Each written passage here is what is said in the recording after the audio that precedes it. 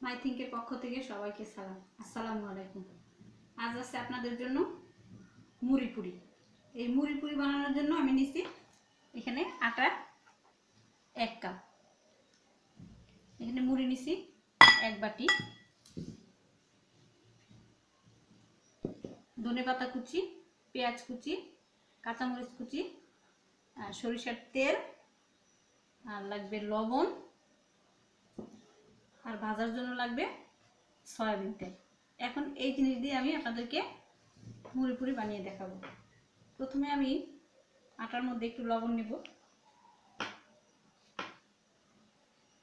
এর মধ্যে আমি কিছু ধনেপাতা কুচি দিব,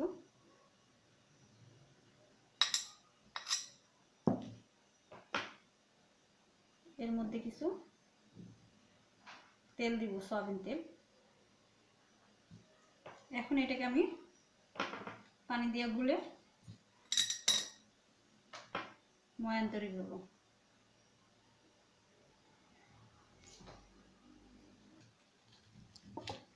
হয়ে গেছে আমার আটাটা মাখানো। এখন আমি এটা দিয়ে দুটো রুটি বানাবো,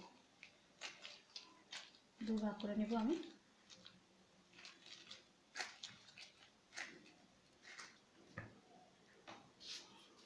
আমি ছোট ছোট করে 2 পিস রুটি বানাবো। হয়ে গেছে আমার 2 পিস রুটি। 1 কাপ ময়দা দিয়ে বা আটা দিয়ে আপনি এরকম 2 পিস রুটি বানাবেন। এখন আমি এই রুটির মধ্যে তেল দেব, পুরো রুটিটা যেন তেলে ভরে যায়। এটার উপর আমি এখন বাকি রুটিটা দিয়ে দেব, একটু চেপে চেপে দেব।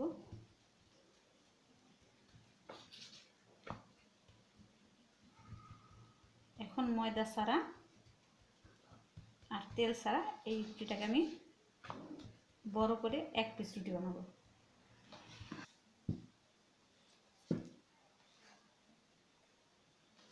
হয়ে গেছে আমার রুটিটা বেশি মোটাও করবেন না, বেশি পাতলাও করবেন না। এখন এই রুটিটাকে আমি পুরির আকারে কেটে কেটে নেব। রুটিটা আগে উল্টে নিতে হবে।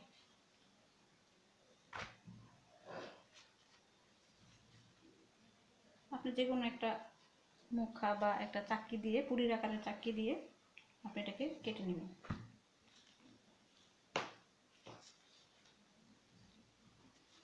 চুলায় আমার তেল গরম হইতেছে পুরি বানানোর জন্য, ভাজার জন্য।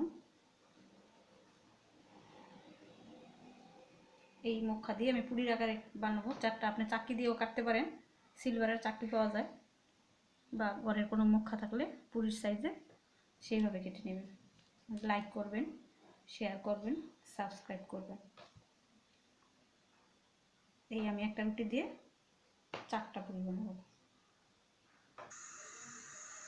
তেলটাকে একদম ফুল গরম করে নিতে হবে।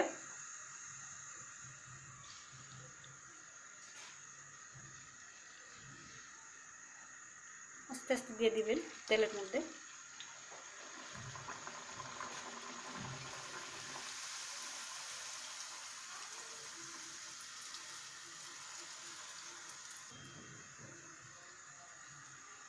দুই পাশ একটু বাদামি রঙের হইলে তারপরে নামিয়ে ফেলবেন, তা না হলে মচমচে হবে না।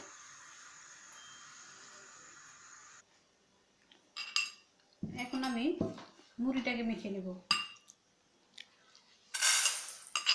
আমার যে ধনেপাতা, কাঁচামরিচ আর পেঁয়াজ কুচি ছিল সেগুলো আমি এই মুড়ির মধ্যে দিয়ে দেব। আর দেব পরিমাণ মতো সরিষার তেল।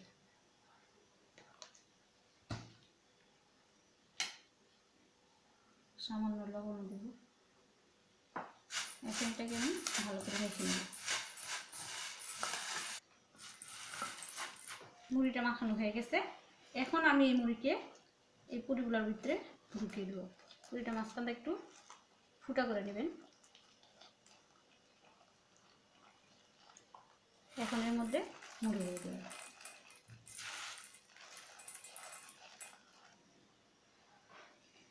হয়ে গেছে আমার মুড়ি দিয়ে বানানো তৈরি পুরি। আশা করি সবাই খাবেন এবং মাই থিঙ্কের সাথে থাকবেন। সবাইকে ধন্যবাদ।